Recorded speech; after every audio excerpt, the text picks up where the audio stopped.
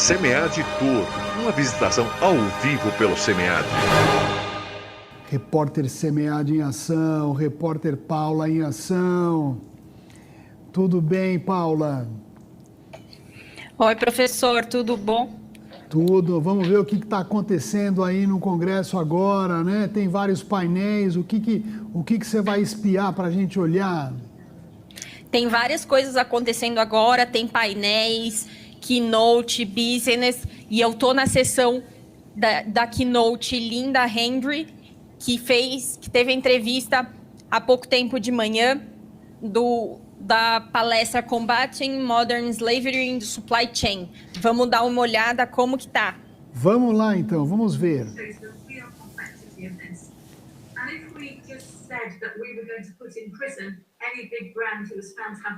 Their supply chain, modern slavery in their supply chains, I think we'd find we didn't have very many brands quite quickly. So that's the legislation. It is weak. If any of you were thinking to my question, is it weak? If we were in the same room now, I would have asked you to raise your hands to say who thought it was weak and who wasn't, and then to see whether you'd changed your mind at this point. I think it is weak, but I also think it has strengths. And I think it's better than what we had before. Companies are responding to it, and things are therefore improving in some supply chains. So how can businesses and third parties respond then? So I'm getting through my presentation quite quickly, but this part is going to take me quite a bit longer, because this is the nub of it, really.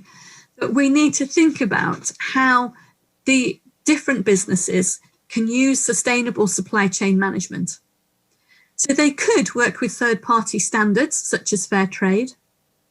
Those of you that are into environmental sustainability, you'll already be familiar with a number of environmental sustainability standards. And these are international standards.